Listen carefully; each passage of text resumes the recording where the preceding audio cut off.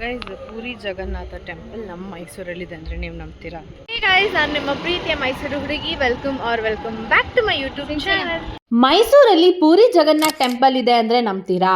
ನಾನು ನಂಬಿರ್ಲಿಲ್ಲ. ಅಲ್ಲಿ ಹೋದ್ಮೇಲೆನೆ ಗೊತ್ತಾಗಿದ್ದು ಈ ದೇವಸ್ಥಾನ ಇಷ್ಟೊಂದು ಚೆನ್ನಾಗಿದ್ಯಾ. ಇನ್ಮೇಲೆ ಪೂರಿ ಜಗನ್ನಾಥ್ ಟೆಂಪಲ್ ಹೋಗ್ಬೇಕು ಅಂದ್ರೆ ಒಡಿಸಾಗೆ ಹೋಗೋ ಅವಶ್ಯಕತೆ ಇಲ್ಲ, ಮೈಸೂರಿಗೆ ಬಂದ್ರೇನೆ ಸಾಕು. ಈ ದೇವಸ್ಥಾನ ಓಪನ್ ಆಗಿ ಕೆಲವು ವರ್ಷ ಅಷ್ಟೇ ಆಗಿರೋದು. ತುಂಬಾ ಜನಕ್ಕೆ ಇದ್ರ ಬಗ್ಗೆ ಗೊತ್ತೇ ಇಲ್ಲ.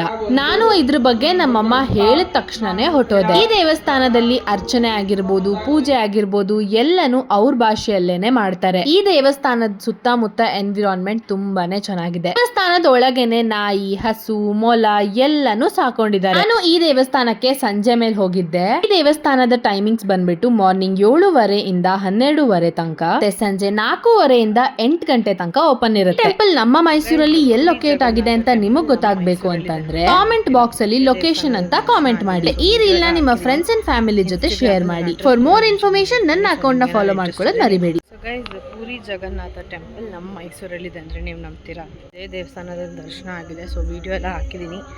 ಇನ್ಸ್ಟಾಗ್ರಾಮಲ್ಲಿ ನನ್ನ ಅಡ್ರೆಸ್ ಕೂಡ ಮೆನ್ಷನ್ ಮಾಡಿರ್ತೀನಿ. ಸೊ ನಿಮ್ಗೇನಾದ್ರು ಇಂಟ್ರೆಸ್ಟ್ ಇದ್ದರೆ ನೀವು ಹೋಗ್ಬೋದು.